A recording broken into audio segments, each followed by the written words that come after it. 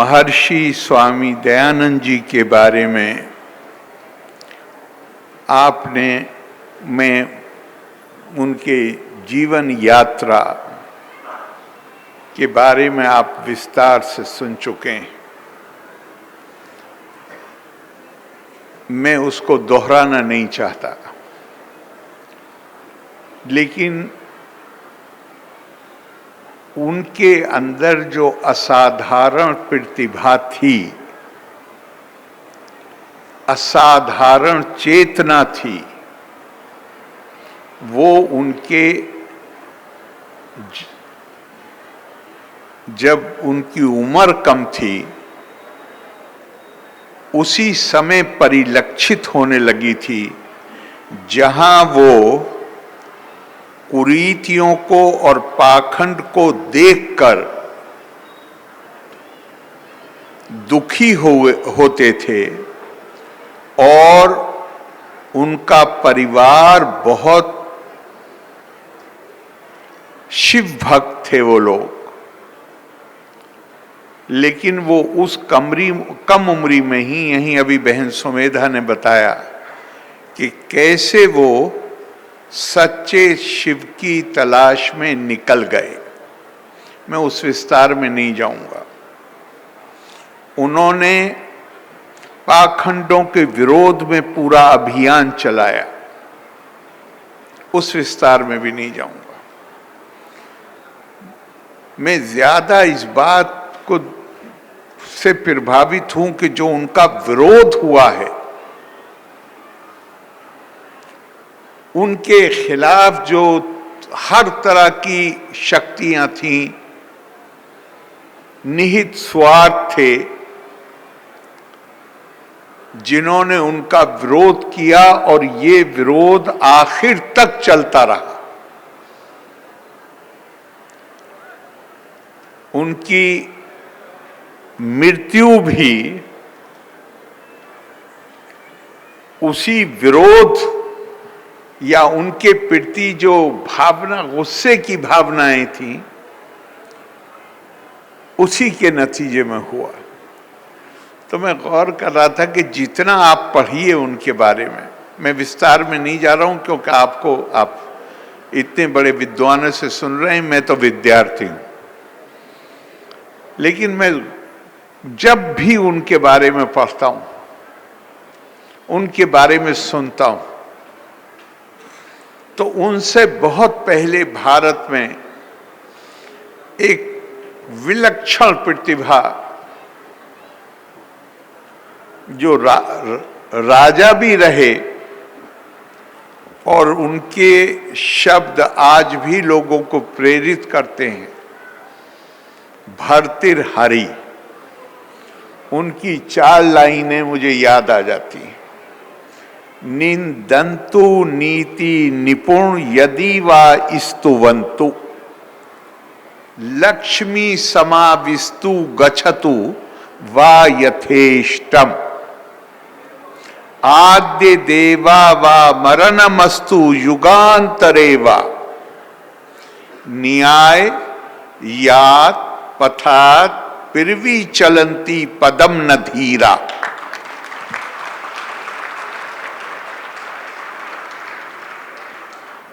न्याय के रास्ते पे चलने वाले, सत्य के रास्ते पे चलने वाले,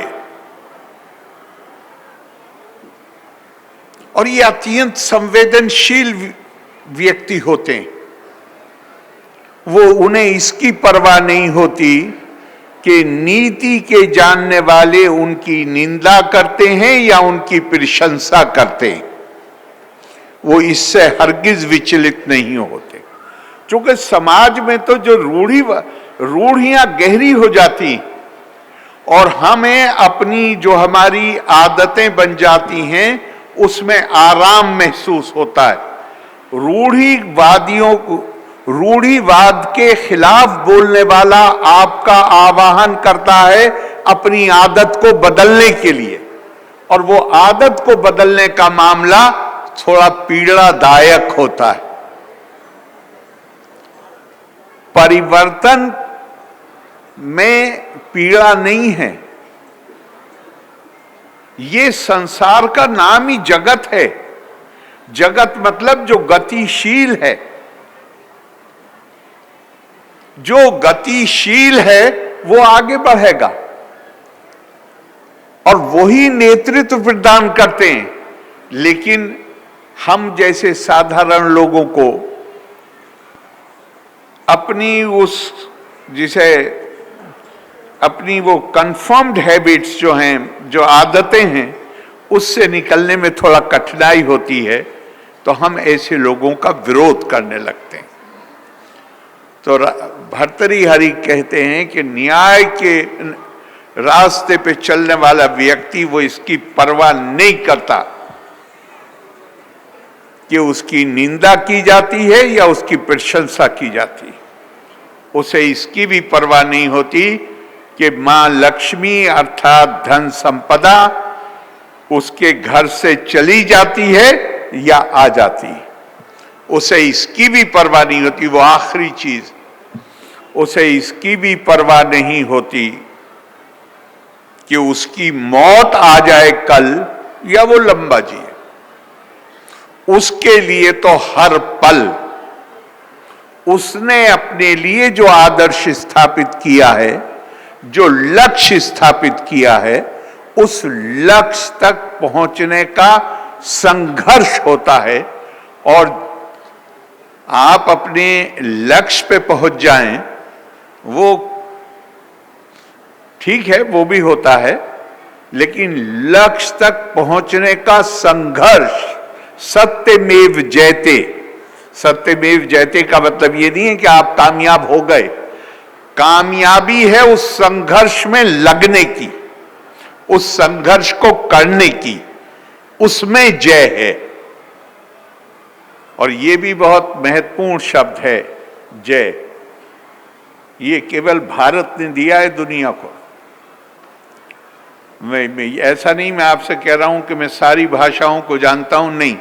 जो जानते हैं उन्होंने जो लिखा है उसको पढ़ने के बाद कह रहा हूं। जीत, हमारे यहां भारत में दो शब्द इस्तेमाल करते हैं, एक विजय है और एक जय है।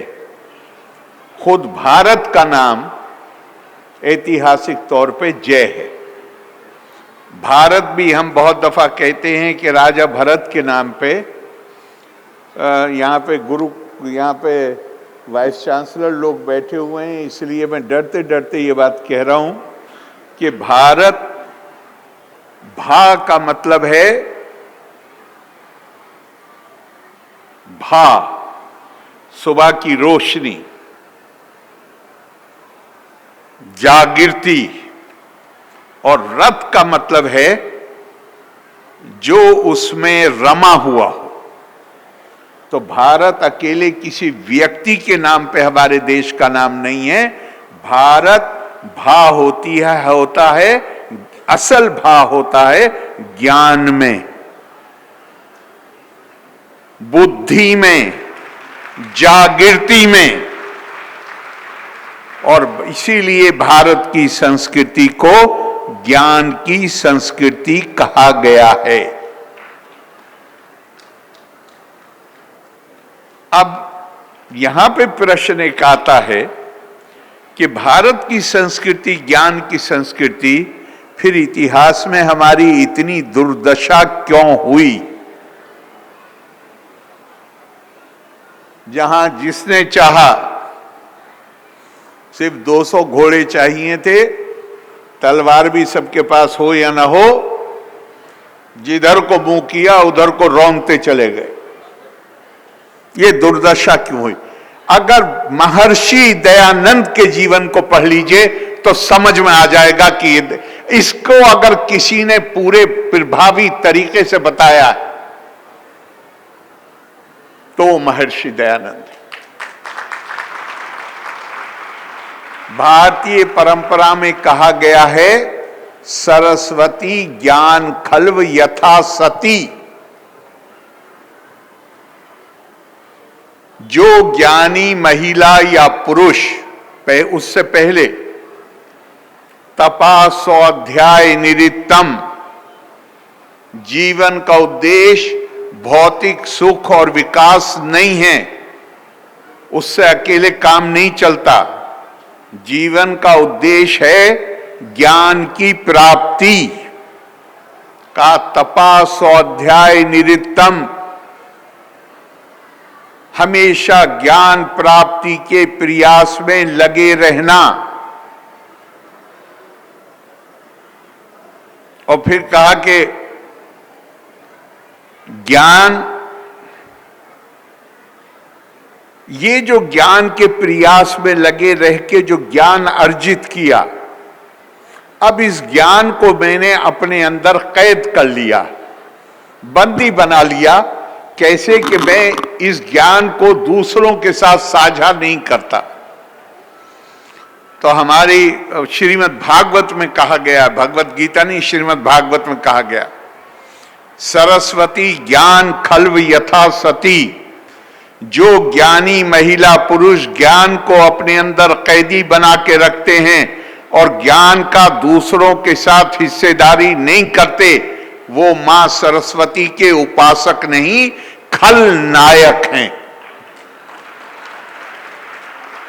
आधी आबादी आपकी, मुझे बहुत खुशी आपने बताया, मैं तो यहां पहुंच के आपने बताया मुझे कि नारी वंदन का, मंत्री जी ने बताया कि नारी वंदन का सत्र है।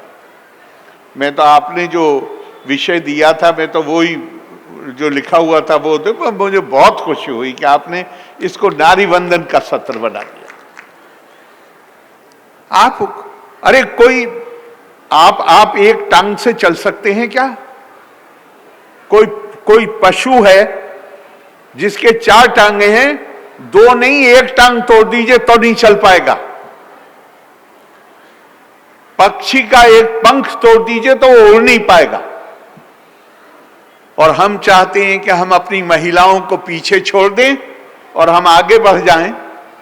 तो हो सकता है थोड़ी बहुत दूर हम आगे बढ़ जाएं, लेकिन पूरा समाज, ध्यान रखिए, यहां तो देहाती क्षेत्र है सर, ये तो देहाती क्षेत्र है, कोई बड़ा जिला नहीं है।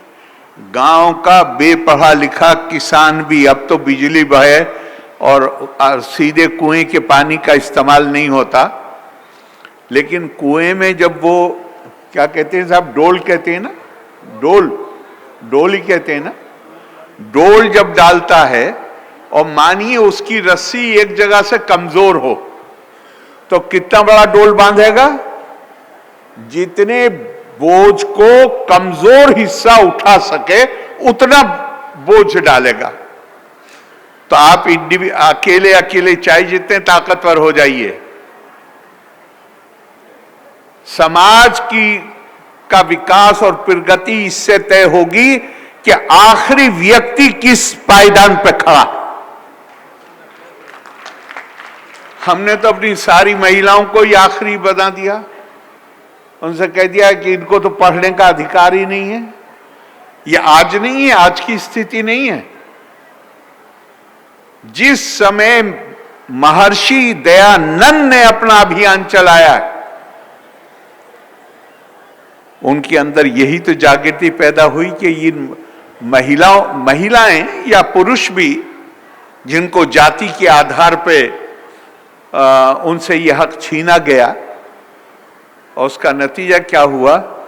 उसका नतीजा ये हुआ कि हमारा समाज कमजोर हो गया। वो देश जो अपने ज्ञान की संस्कृति के लिए जाना जाता था, वो देश कमजोर होता चला गया। और कमजोर होगा तो आपको गुलाम बनाने वाले तो कहीं से भी कमजोर आप होंगे तो आ जाएंगे। और ये कौन देश है? अभी मंत्री जी कह रहे हैं ज्ञान हो, तो हमने ज्ञान को भी महिला के रूप में देखा है, हमने समृद्धि को भी महिला के रूप में देखा है, हमने शक्ति को भी ये सब शक्ति के रूप है। जिसकी आराधना करेंगे, ज्ञान की देवी, समृद्धि की देवी, शक्ति की देवी, वो हमारे घर में मौजूद है, उसको कहेंगे तू घर में बैठ जा, तो ये अपने मतलब सिर्फ ये नहीं कि हमने अपने आप को, हम खुद जिम्मे महर्षि दयानंद कर्म का जो सिद्धांत है सनातन परंपरा का, उसको बहुत जोर से मानते थे। कर्म के सिद्धांत को मानने वाला अपनी समस्या के लिए किसी दूसरे को दोष नहीं दे सकता। मेरे ऊपर अगर कोई समस्याएं हैं तो वो मेरे अपने कर्मों का फल है। एक मैं अभी किसी ने मुझे एक बड़ी खूबसूरत कहानी बताई, पहले मैं नहीं बोला हूं इसके बारे में, अभी बताया कि एक गांव का गरीब किसान था। वो शहर में जाता था, अपने गेहूं जो भी पैदा करता था वो लेके जाता था और जो व्यापारी था उसको देता था, और उससे अपने खास तौर से घी मक्खन ये ले जाता था, और वहां से नमक दालें या कुछ और वो लेके आता था। बहुत दिन बाद एक दिन व्यापारी ने उसके दिए हुए घी को तोला, तो उसमें उसने पाया कि मानिए 2 सेर घी था तो वो 1.25 सेर निकला। अब किसान जब अगली बार आया तो व्यापारी ने उसे बड़ी डांट लगाई और कहा कि तुम तोल में गड़बड़ करते हो, तुमने 1.25 किलो दिया। उसने बेचारे ने खामोशी से डांट सुनी और खूब डांट लेने के बाद मैं तुमसे नहीं लेता, मत लीजिए, लेकिन बस एक बात सुन लीजिए, बताओ मैं इतना गरीब आदमी हूं, मेरे पास लोहे के बाट नहीं है, आप जो दाल देते हो मुझे उसे मैं एक पल्ले में रख के और घी दूसरे में रख देता हूं।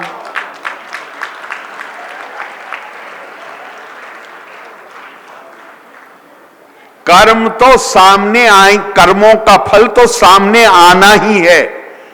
अरे हमें छोड़ दीजिए साहब, हम तो ऑर्डिनरी मॉर्टल्स हैं। भगवान राम के दिए आनंद रामायण में है कथा, भगवान राम के दरबार में एक कुत्ता आया और कुत्ते ने कहा कि मुझे अकारण ही चोट पहुंचाई गई, मेरे साथ न्याय करिए। जानकारी कराई गई, आरोप सच पाया गया। भगवान ने पूछा उससे क्या सजा दें? कहा ये मंदिर का महंत है, इसे मुख्य महंत बना दीजिए। तो लोग हंसे और उससे कहा तुम इसे सजा दिलाने आए हो या इसकी पदोन्नति कराने आए हो? उसने कहा मैं बेशक कुत्ते की योनि में पैदा हुआ हूं, मेरे पूर्व के जन्म के जो पुण्य हैं वो इतने ज्यादा हैं कि मैं अपने पूर्व जन्म के बारे में मुझे जागृति है, लेकिन पिछले जन्म में कुछ पाप ऐसे हो गए कि जिसके कारण मुझे कुत्ता बन के पैदा होना पड़ा। मैं पिछले जन्म में मुख्य महंत था, तो मैंने जो सजा मैं काट रहा हूं, मैं इसे छोटी मोटी सजा नहीं चाहता, मैं चाहता हूं ये वो सजा काटे।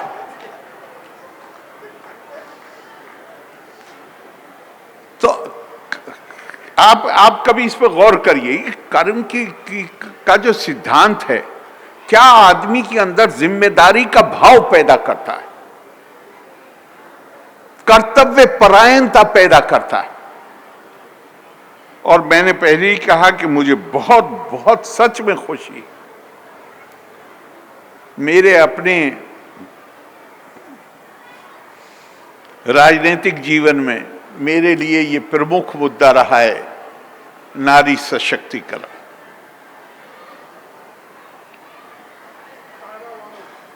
जी अब वो तो आप कहें, मगर मुझे इस बारे में हमेशा चिंता रही। मेरे ख्याल से असेंबली में पहुंचने से पहले ही मैं उन संस्थाओं का सदस्य बन गया था जो जहेज विरोधी आंदोलन चलाते थे, और बहुत कम उम्री में 26 साल की उम्र थी जब उत्तर प्रदेश में मंत्री बना। नहीं, ये कोई ताली की बात नहीं है। और मगर मुझे यहाँ पे जब बताया कि ये नारी शक्ति को समर्पित है ये सत्र, तो मुझे याद आया और मैंने अपने इसमें से निकाला उसको। मुझे बड़ा बहुत ही सुंदर लगता है। त्वम स्त्री त्वम पुमानसी त्वम कुमारा उता वा कुमारी त्वम जीर्णो दंडेना वचसी त्वम जातो भवती विष्णतो मुखा। ये हमारी संस्कृति है, ये हमारी परंपरा है, ये हमारी महर्षि दयानंद से मिली हुई विरासत है कि महिलाओं को आपको बराबर में ही खड़ा करना पड़ेगा। तू स्त्री है। अब देखिए ऋषि क्या कह रहे हैं वेद की, तू स्त्री है लेकिन तू पुरुष भी है। पुरुष कैसे है? क्षमता में वो पुरुष से कम नहीं है, करुणा और अनुकंपा में पुरुष से ज्यादा है। तू ही कुमार है, तू ही कुमारी है। तू वृद्ध होकर लाठी के सहारे चलता है और तू ही उत्पन्न होकर सब और मुख वाला हो जाता है। यानी ये एक तरह से स्तुति है परमेश्वर की। तू ही नारी है, तू ही पुरुष, तू ही कुमारी है, तू ही कुमार। ये अकारण नहीं है कि भारतीय संस्कृति में अर्धनारीश्वर की कल्पना है। वो कल्पना हो सकती है लेकिन उसके पीछे जो सोच है वो गहन है। डॉक्टर राधा कृष्णन हमारे पूर्व राष्ट्रपति अपने भाषण में कहते हैं अगर सभ्य जीवन जीना है तो अपने अंदर करुणा और अनुकंपा का भाव पैदा करो। अगला वाक्य महत्वपूर्ण है जो वो कहते हैं ये करुणा और दया का भाव महिलाओं में नैसर्गिक रूप से आता है। पुरुषों को इसके लिए सचेत प्रयास करने चाहिए, तभी सभ्य समाज बन सकता है।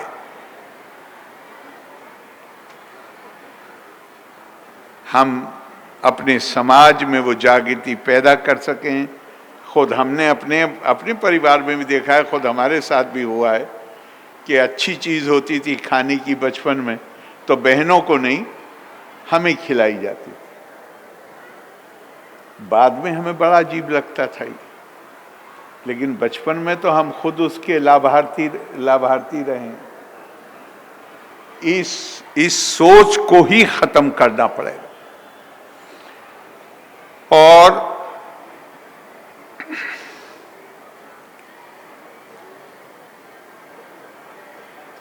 देखिए बुनियादी तौर पे एक बात है, कोई जीव जो हैं जानदार हम अकेले नहीं हैं। करोड़ों करोड़ों स्पीशीज हैं जानदारों की, करोड़ों करोड़ों। क्या फर्क है? फर्क है कि जहां,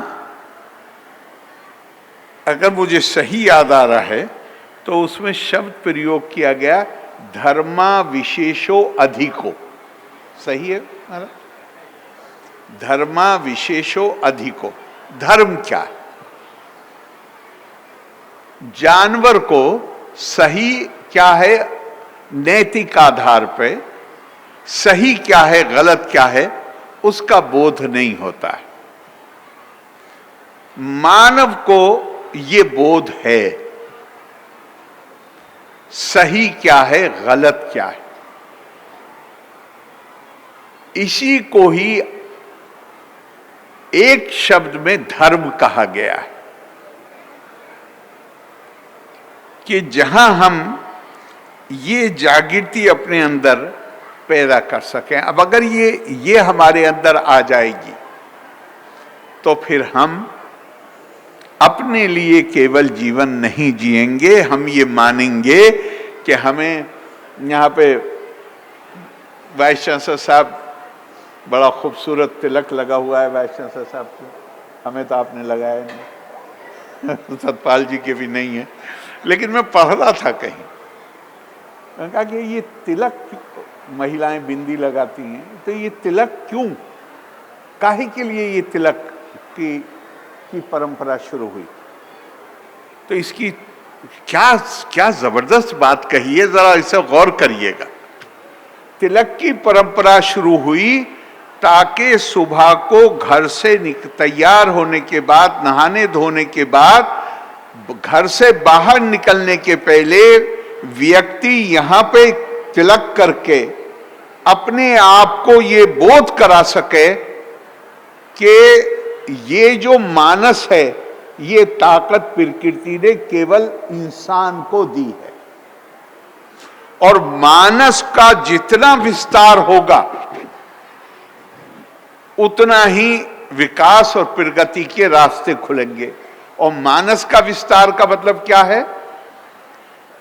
यदा भूता पृथक भावा मेकस्थमनु पश्यति तत एवाचा विस्तारम ब्रह्मा संपद्यते तदा।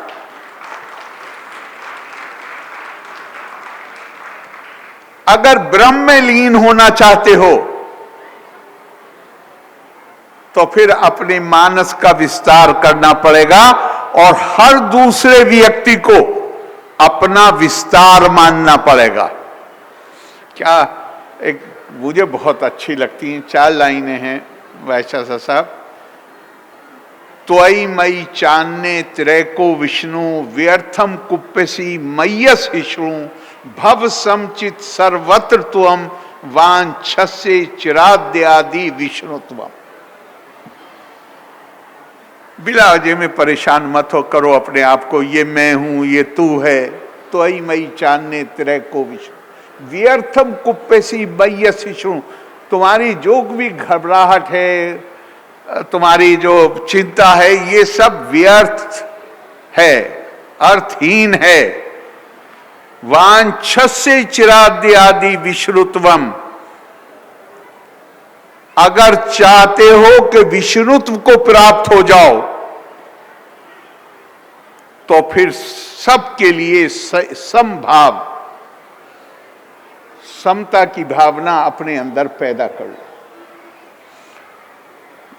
ये भारतीय जिस संस्कृति के, जिस धर्म के, जो वेद धर्म का धर्म पूजा पाठ का, अब अगर हम गौर से पढ़ें महर्षि दयानंद जी को या औरों को भी, तो वो कोई अकेले कोई पूजा पाठ नहीं है, वो तो ध्यान आप अकेले में चाहे जहां लगा लीजिए।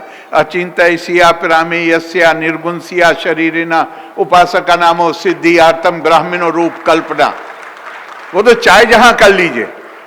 धर्म है आचरण का नाम, धर्म है नीति निर्देशक सिद्धांत, धर्म है मर्यादा, मर्यादा का सम्मान करना धर्म है। हम वो कर सकें, और ये देश, आज आप पूरी दुनिया में देख रहे हैं जंगें हो रही हैं और घोषणाएं क्या हो रही हैं, इनको हम अब इसको कैसे ट्रांसलेट करेंगे? हम इन्हें सफाई हस्ती से मिटा देंगे, मतलब इनका अस्तित्व ही खत्म हो जाएगा। क्यों है ऐसा? ऐसा इसलिए है कि दुनिया में संस्कृतियां परिभाषित हुई या तो खाल के रंग से, या आस्था की अभिव्यक्ति कैसे की जाती है उससे, या फिर भाषा से। तो सब लोग एक आस्था, सबकी एक जैसी आस्था नहीं, सबकी खाल का रंग एक जैसा नहीं, सब एक भाषा नहीं बोलते, तो जो संगठित हुए उनके बाहर जो रह गए वो दूसरे हो गए, वो हीन हो गए, वो उनके लिए नफरत दिल में पैदा हो गई, और नफरत पैदा हो गई तो हिंसा हो गई। भारतीय संस्कृति अकेली संस्कृति है दुनिया में जिसने अपने आप को न तो रंग से परिभाषित किया, ना भाषा से, और ना इस बात से कि आस्था की अभिव्यक्ति कैसे हो, इससे भी नहीं किया। भारतेषु स्त्रिया पुरुषो नाना वर्णा प्रकृतिते नाना देव अर्चने युक्ता नाना कर्माणि कुर्वते। उन्होंने इससे नहीं किया। भारत ने कैसे किया? कहा अहम ब्रह्मास्मि तत्त्वमसि, प्रज्ञानम ब्रह्मा अयम आत्मा ब्रह्मा। जो ब्रह्म मतलब वो जो दिव्यता मेरे अंदर है वही तुम्हारे अंदर है, और दिव्यता प्रज्ञा में है, फिर बुद्धता में है, चेतना में है, और दिव्यता आत्मा में है। अगर हम अपने ये सम्मेलन इसलिए महत्वपूर्ण है कि हमारा ध्यान जाता है अपने इन मनीषियों की तरफ, अपने इन महर्षियों की तरफ, अपनी संस्कृति के जो भारत के लिए कहा गया कि ever ageing never old. Bharat पुरातन है, विरध नहीं है। विरधता की कोई कमजोरी भारत के अंदर नहीं है। भारत हमेशा नूतन है, एवर एजिंग एवर न्यू। वो नूतनता कैसे बनती है? ये तो 5000 साल से भी ज्यादा पहले तो वेद लिखे गए हैं, और कोई 2 दिन में तो लिखे नहीं गए होंगे। उससे 1000-2000 साल पहले की कोई समाज में कुछ आंदोलन होगा, कुछ जागरूकता आई होगी, जिसके नतीजे में लिखा होगा। महर्षि दयानंद तो 200 साल पहले पैदा हुए हैं। लेकिन जो जीवंत संस्कृतियां होती हैं, जो जीवंत व्यवस्थाएं होती हैं, उनके अंदर ये क्षमता होती है कि वो अपने आप को नव निर्माण अपना करते हैं। और ऐसे ही आधुनिक भारत के निर्माताओं की अगर सूची बनाई जाए तो मुझे कोई संदेह नहीं है कि महर्षि दयानंद का नाम उसमें सुनहरे अक्षरों से लिखा जाएगा। आप सबने मुझे इतनी देर सुना, आपने यहां आमंत्रित किया। मैं आपको बहुत दिल से आपके प्रति आभार व्यक्त करता हूं। धन्यवाद। जय हिंद। लोका समस्ता सुखिनो भवन्तु।